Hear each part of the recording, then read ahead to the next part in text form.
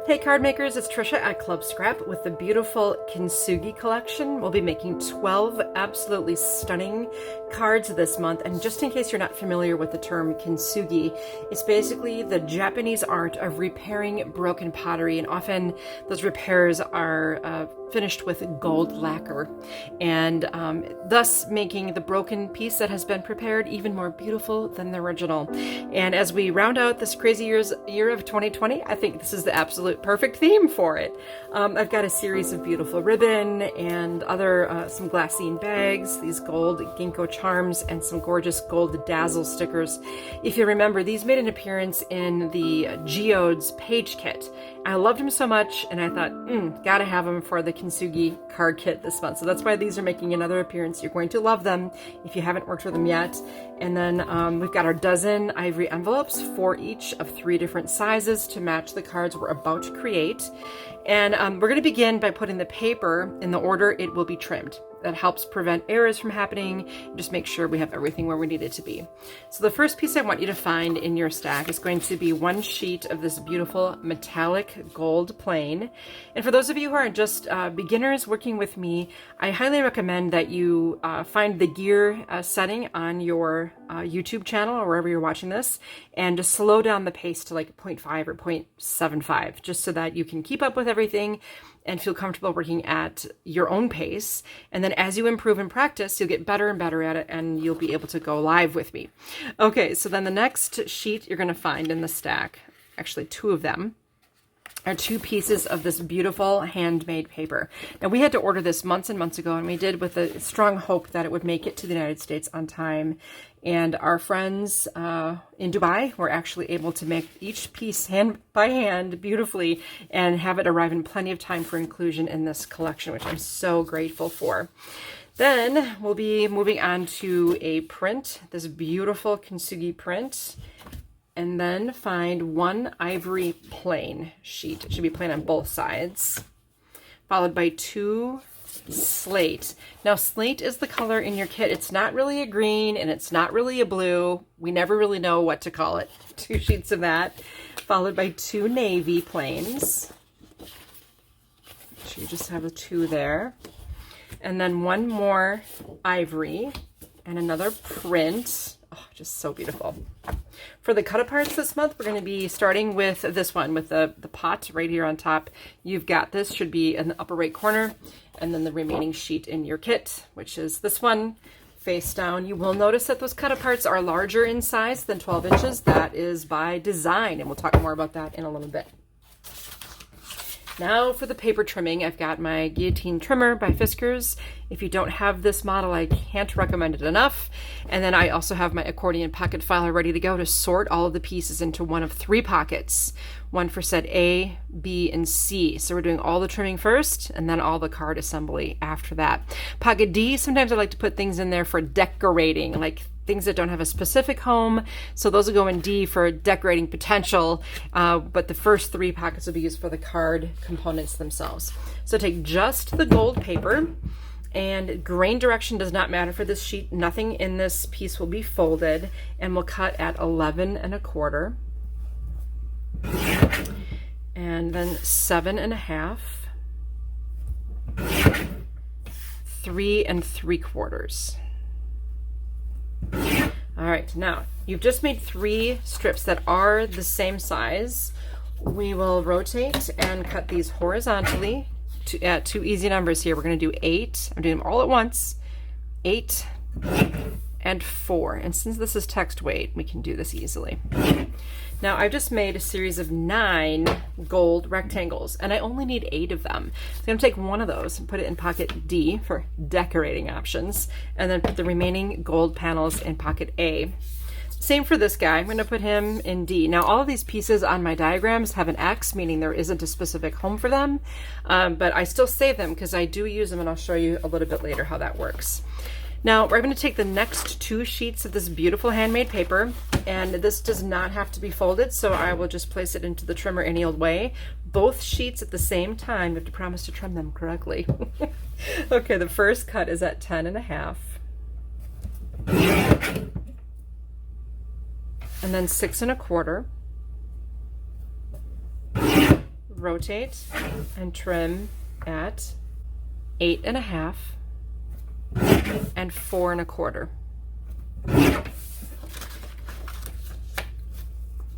You made two sets of two pieces that are all the same. Those all go in pocket C. There's going to be panels there. And then you have this rectangular shape. And remember, there are two there because we're trimming two at a time. We'll cut this at 3 3/4. This will go in pocket A. And this is decorating options. Pocket D, that is.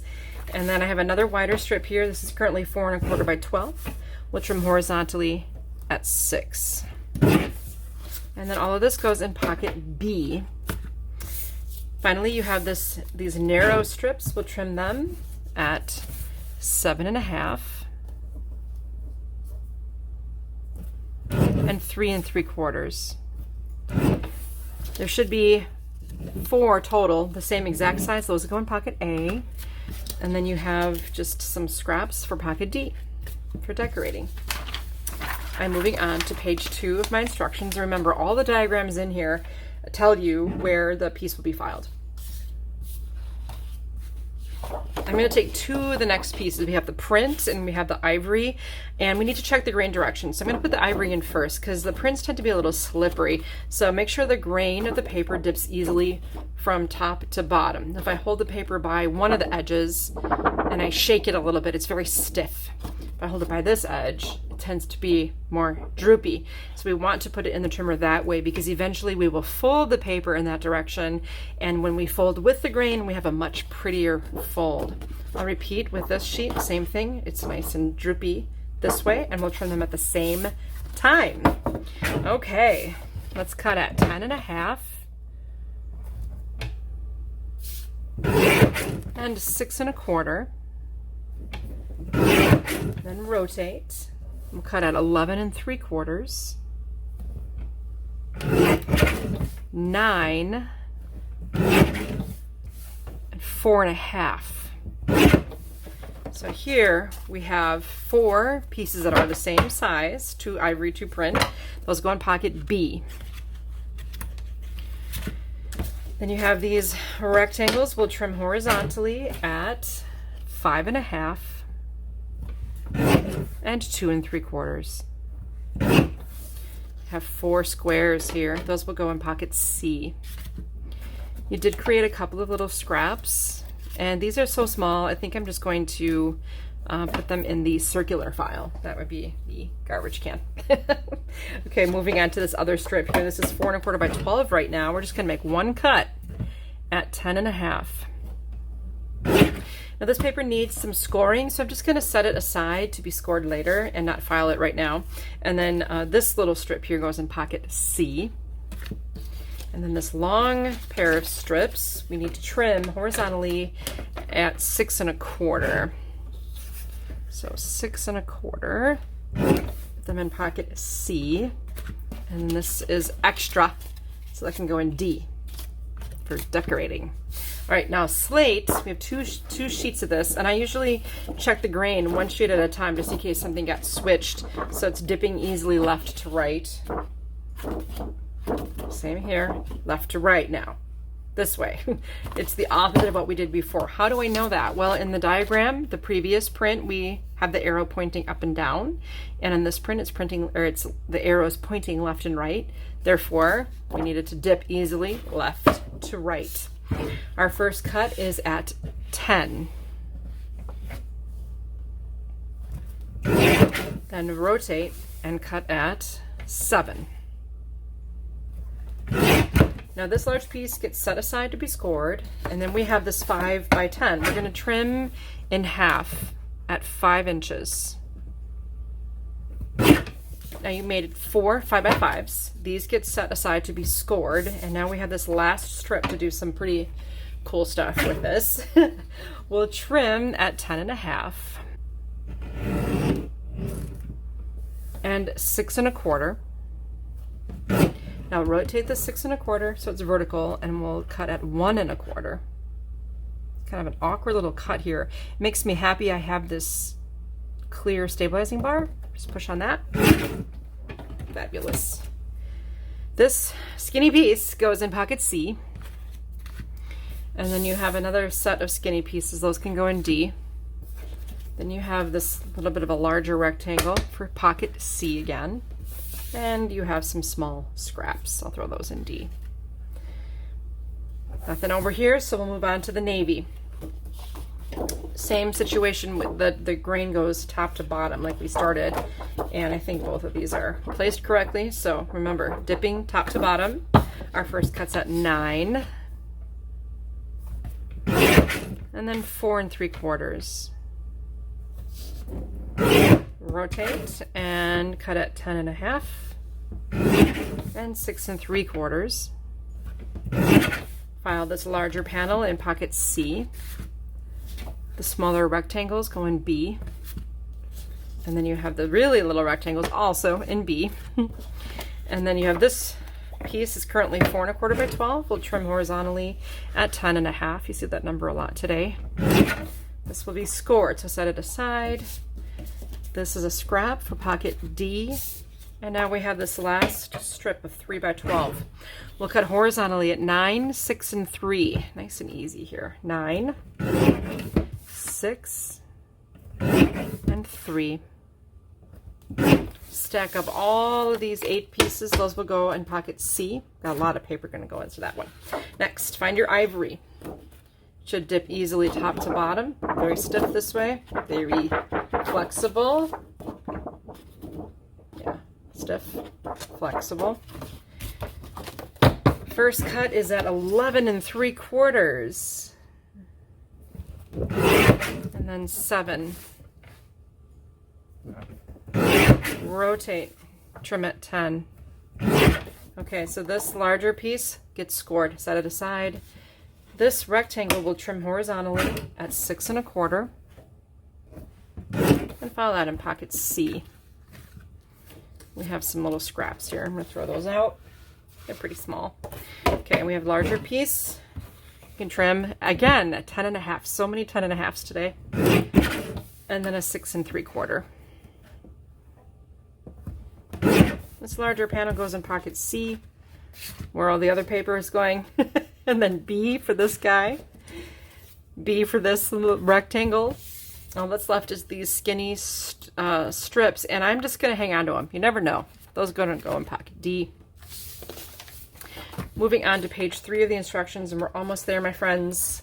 I know it's a lot of trimming, but when you think about it, all the trimming you would do if you were making 12 cards, but only one at a time, it would be multiplied many, many factors more. So this will eventually save you a lot of time, but it just seems like a lot of trimming at first. So just bear with me. Now, on these cut aparts, we used to have a little registration mark in between every object that needed to be trimmed. And I liked it and hated it at the same time because it made trimming clear, but it also had these annoying marks. Well, then we tried it a month without any at all. And sometimes it was difficult to get started at the exact right spot because of slight imperfections in commercial size trimming processes. So here we are with our third and hopefully final solution. We have this little pre-marked cutting guide right here. I'm going to line that up with the outside edge of my stainless steel blade on my trimmer. And I have the feeling that some of my really particular people are just going to do that with their craft knife and cutting mat or something. You don't really need to do that. And I realize that there's going to end up being a wider piece here. That is correct. It actually becomes a scrap, long story. But anyway, we need to do this on every edge of this paper. So now I'm lining up this mark, checking top and bottom. So my first 2 cuts are finished. At this point, we can look for the 12-inch mark now. We're going to make this a 12 by 12. As accurately as we can, making sure those cut lines are lined up on the edge of my stainless steel blade. And then one last rotation. Again, I'm going to start by looking here at 12 inches, get it lined up, and then just confirm. And now my paper is 12 inches. I have some narrow strips, approximately 1/8 inch wide. I'm going to throw in the garbage. And now I'm going to do my real trimming. Okay, so all of that effort was just to give you a really good, accurate starting measurement here. And then once again, we're going to trim at 11 3/4 to get rid of this little scrap. We don't always have a scrap like this. And then 9, and then 4 1/2. So these measurements are in your instructions now. Rotate. But you can still eyeball it if you want to. For example, I can tell if I put this near where I think it's going to be trimmed, it will be trimmed at the nearest 1/4 inch. So this is at 9 3/4. And then 6 1/2.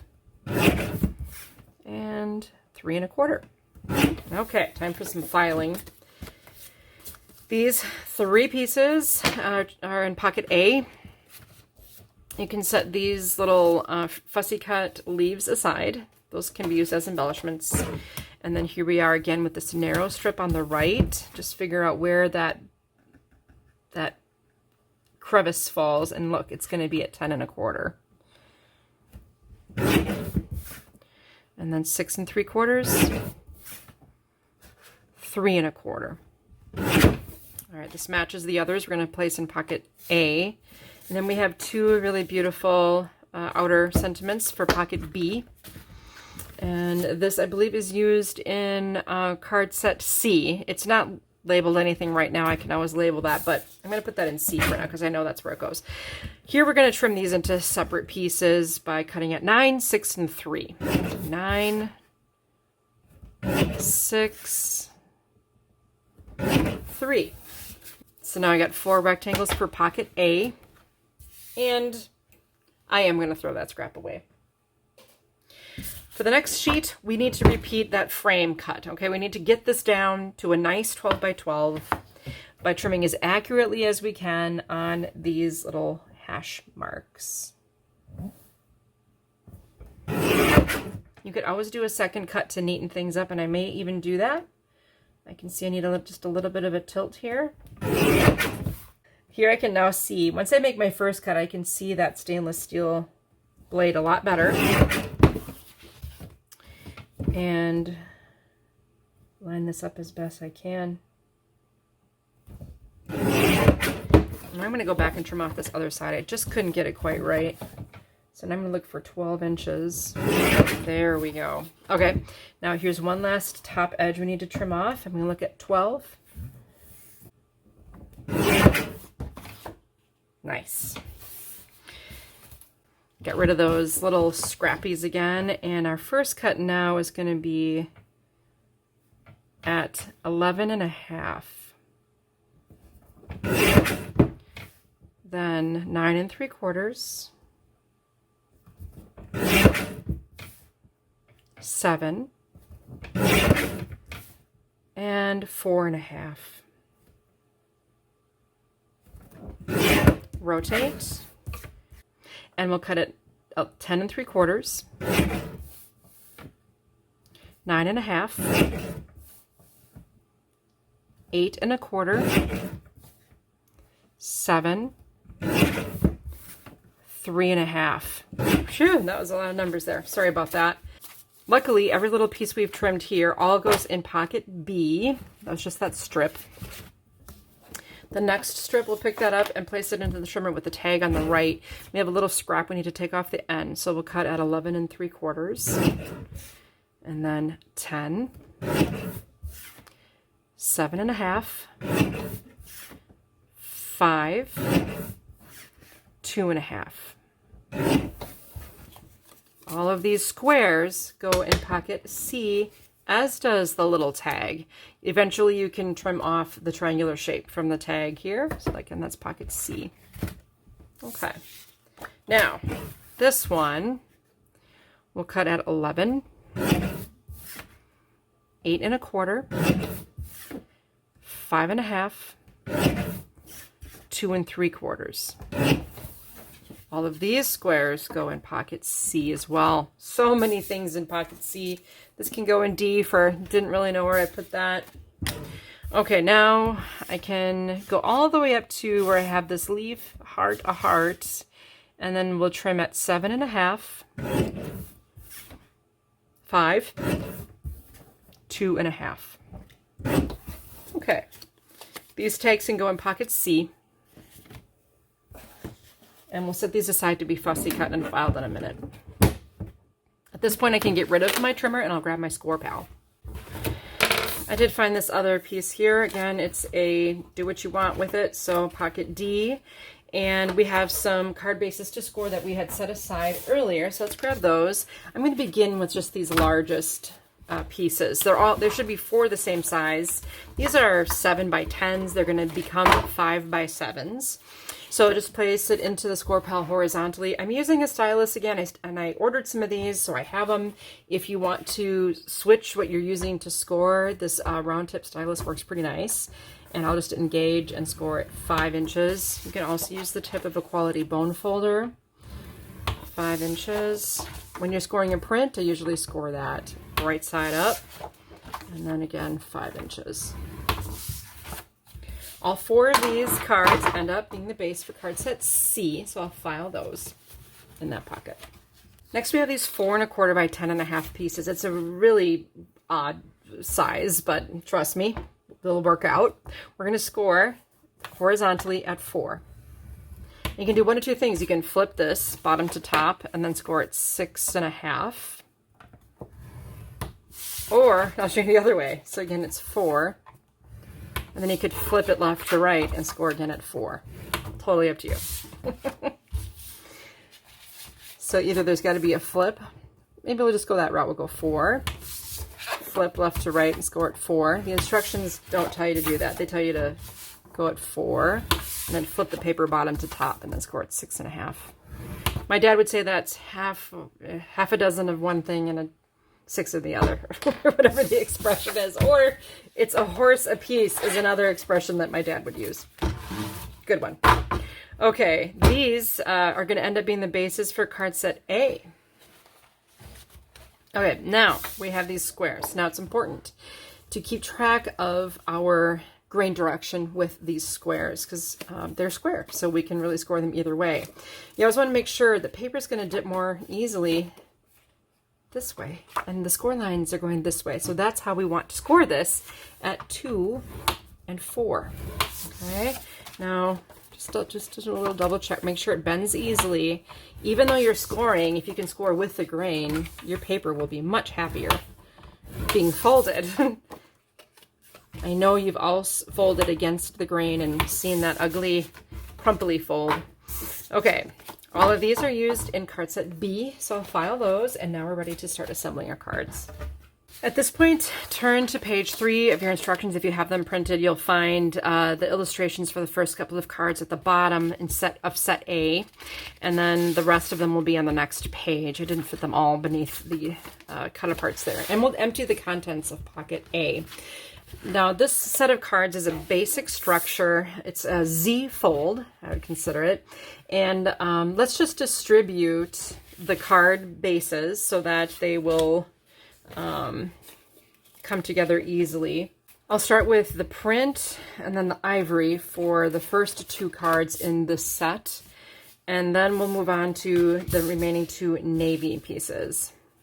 So let's distribute even more. Now, each card gets 2 gold panels.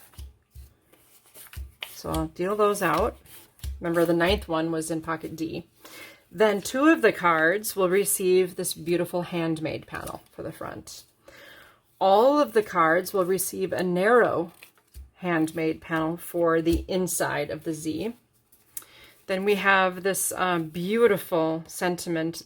She is a beautiful piece of broken pottery. This goes on card 3 and 4, and then it seems to me we have a lot of story yet to tell. It's going to go on 1 and 2. For sentiments, we'll do here's to the next chapter. Happy birthday makes sense with the story.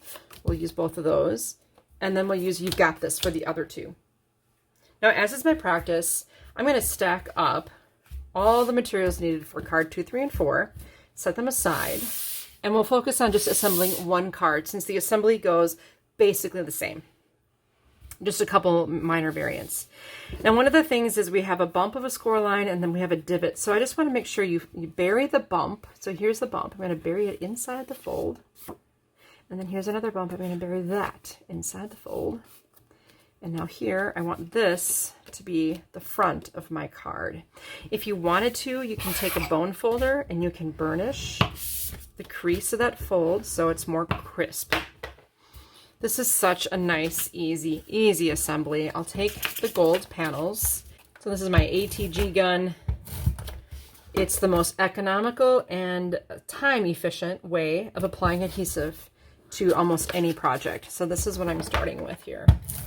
The ATG rolls of adhesive are environmentally friendly too. The only thing you dispose of is the paper backing of the adhesive and a small plastic circle. That's it. There isn't a big cartridge or anything that you have to dispose of. So then I'll take this handmade panel and nest it onto the front of the card. And of course, this is designer's choice. You can do anything different that you want with this process. And now I have this skinny strip here, and I'm going to add this to the right side of the card. Now, only 2 of the cards have this extra handmade panel on the front, just so you know, there's a little variance there. Now, what I also did with this handmade piece is it works really well if you have some sort of a tweezers. I usually keep one handy in my crafting supplies. Look at that beautiful strip of scallop gold edging. And I'm just going to place this along the edge of my handmade paper. It kind of ties in the gold look we have going there. Now I have this excess. I think I'm just going to go and find the panel for my other card and add it to that. Or I could add it to this card as well, to another location. There's plenty of dazzles. You could literally dazzle everything in this entire collection and still have more strips left over. So this is a little scrap. I'll just set that aside. Okay. Now, really all that's left is, and you have the option of adding more ribbon or adding whatever you like in this situation. But in this case, I'm just going to be very aware of where I apply my adhesive. Notice there's going to be this area of this panel that extends past the fold. So if you put adhesive here, you're going to make a postcard. We don't want to do that. So I'm just kind of guesstimating generally, leaving at least, I don't know, 3/4 of an inch free. And I'm centering this. You can use your grid ruler if you want. It should center beautifully onto the card. Nice. And it still opens. And then this guy will go inside. I'm going to kind of line it up so that it's covered by this when it's closed. I just want to make sure I don't go too far out. So I'll center this top to bottom. And that's just simple, right? Isn't that just the easiest card ever? I think it's fabulous. So this is done. The other card number 2 goes together just like it. With card number 3, again, keep in mind about your bump of your score. I always bury those folds. The only thing differently that I did here was I took some of this gorgeous ribbon and I just trimmed a small piece and I wrapped it around the left corners of this particular sentiment here, just to give it a different look. You can do that same thing in the bottom corner, just use tape. That was a finishing touch for this one. One other finishing touch that I forgot to mention on card A was the little gold ginkgo leaf is added. Now there's not it's kind of hollow because of the dimensions, so you can attach it 2 ways. You can take some of these handy little foam adhesive circles and just cut some small pieces off. I mean, these go a long way. So if you add these, one inside each leaf, you'll get just a good attachment happening at the leaf area. And then if you have your bookbinding glue, you can apply a little bit to the stem.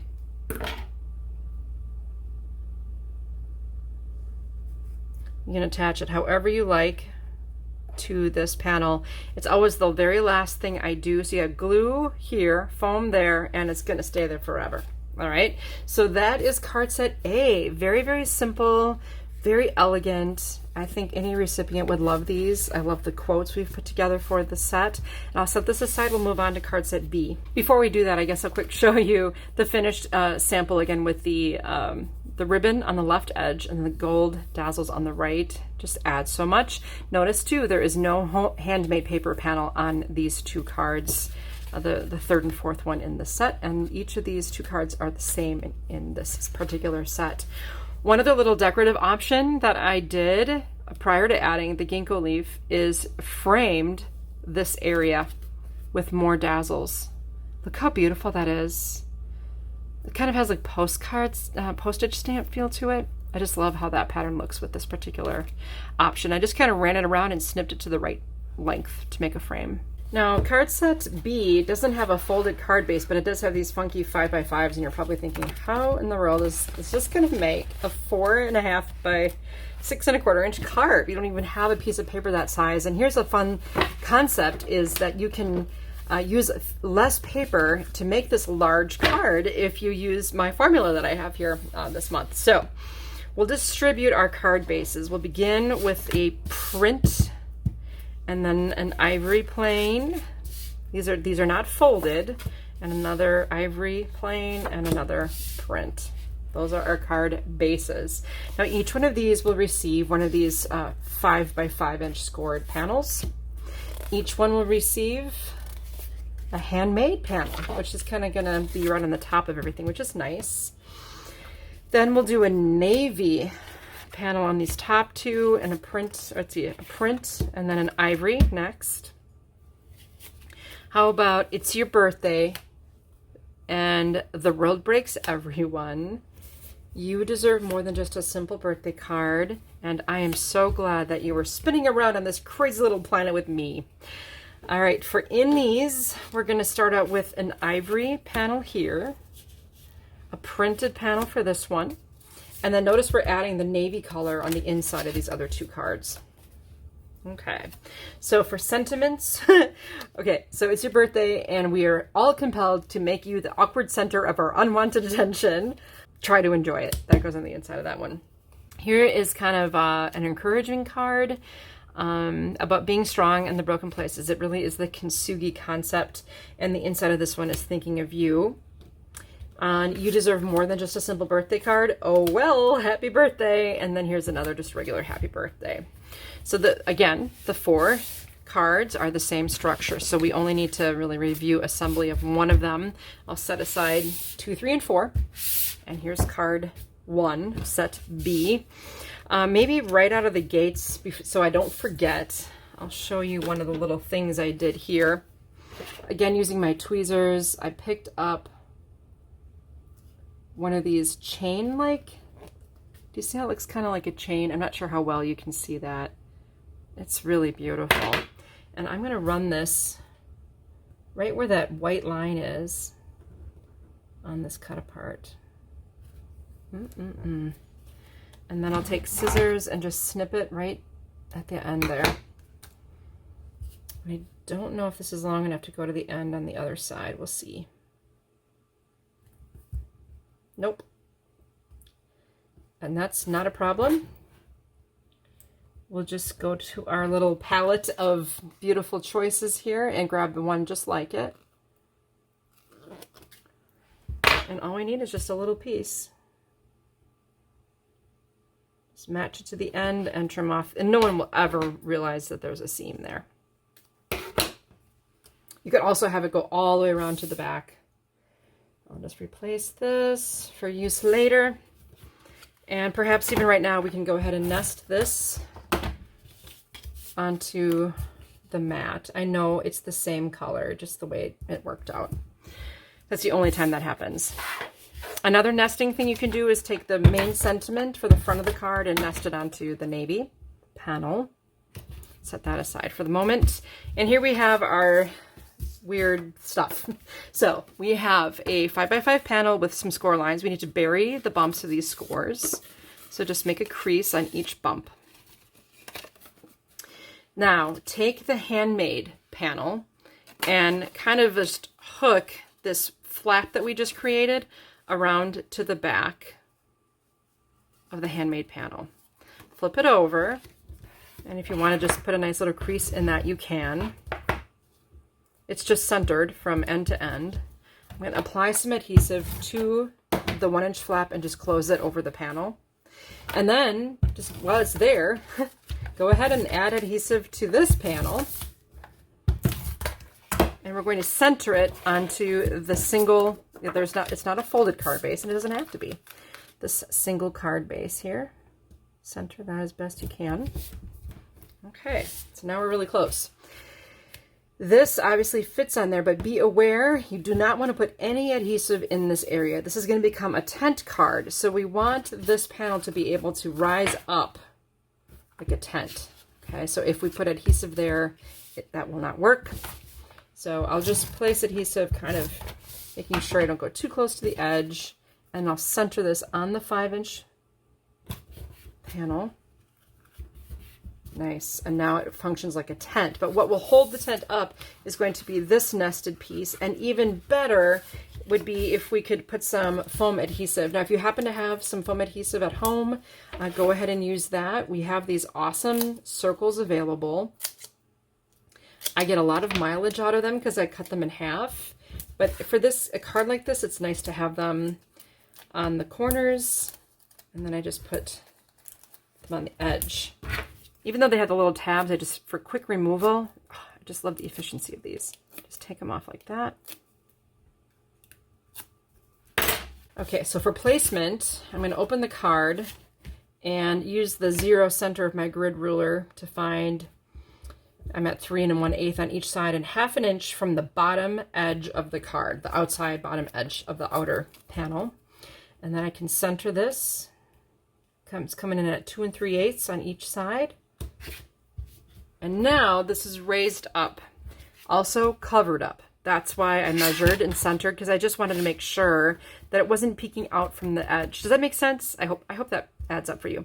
Now, when the recipient gets it, they'll open it and they can stand that right up against, and it just gives it a beautiful look. And you can put your little notation on the inside here.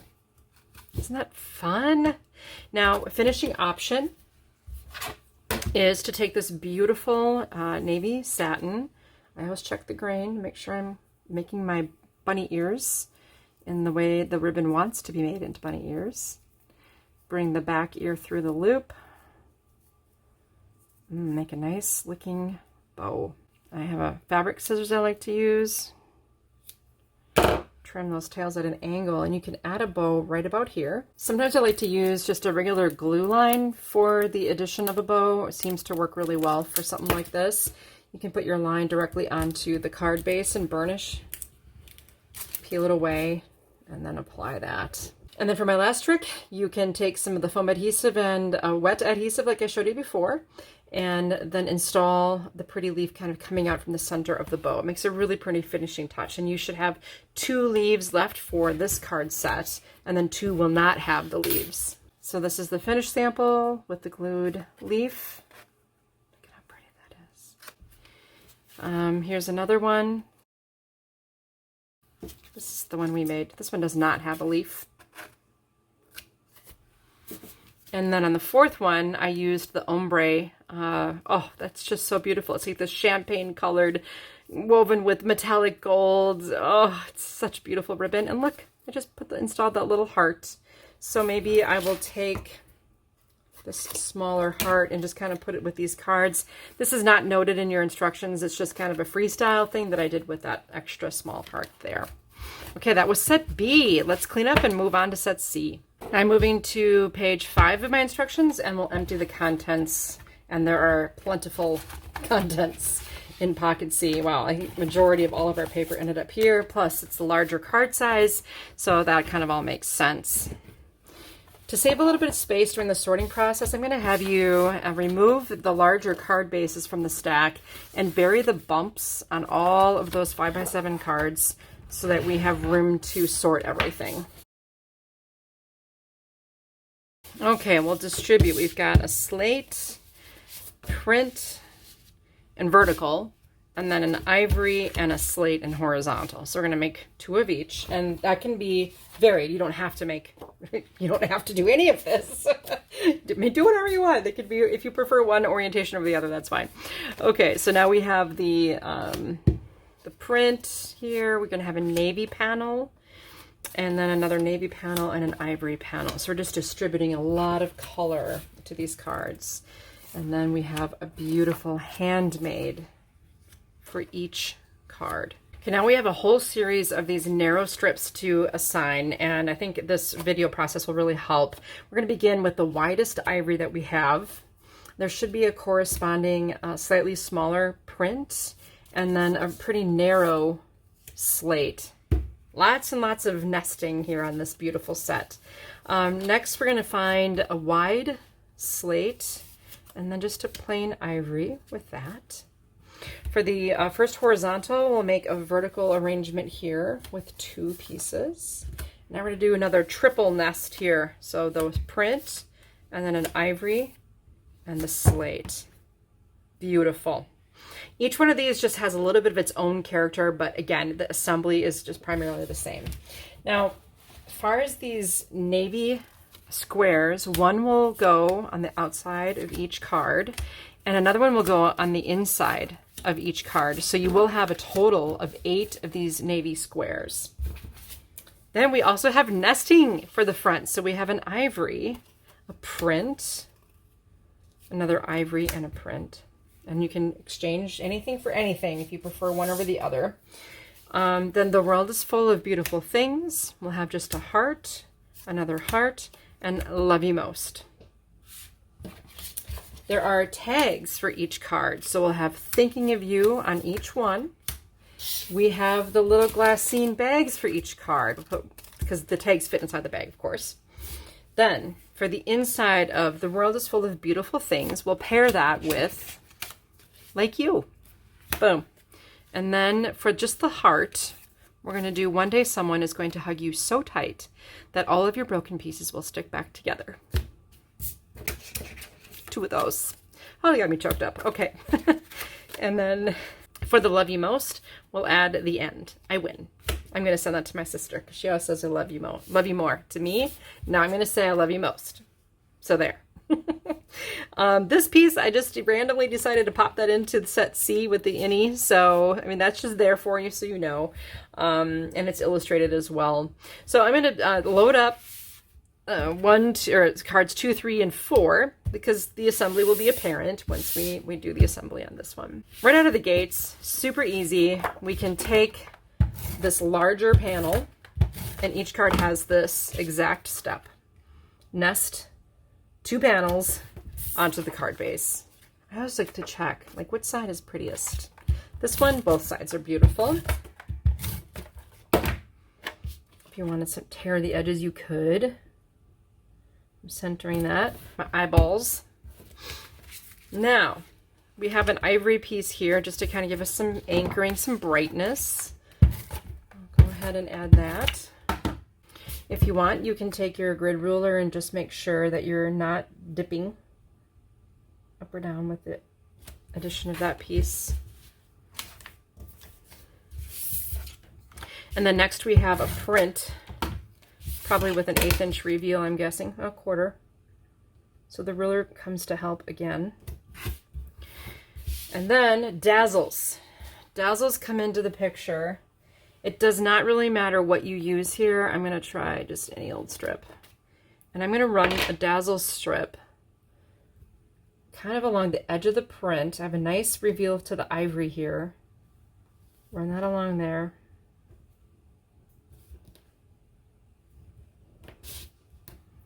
If I had waited to nest this, I could have just wrapped the end around to the back. And then I need a second one for the other side. Now, just to get a little fancy, I've got this slate piece here, and I'm going to tear away an edge. And it's 2 reasons. I like the look, and B, I don't want to cover up much of this, but I like the idea of just having that color in there. So I'll add this kind of center-ish. And then, if you want, you can grab, I'm going to try a piece I haven't used yet. Let me do this one. Yet another strip of dazzles for the navy. I mean, for the slate, rather. Okay, now this is looking beautiful. So all that's left here is to nest. You could skip this ivory. Again, it's a situation where I had some color exchanges that resulted in an ivory panel. In the interest of time, I'll just use the whole foam adhesive circle But you could cut it in half just to pop dot this a little bit. It gives it a nice dimension here. Now, one thing you could do for placement is to bring this all the way out to the edge of the first nesting panel so you can see as much of this as possible. Then you have your little tag here. I don't even bother punching a hole or anything. That's completely optional.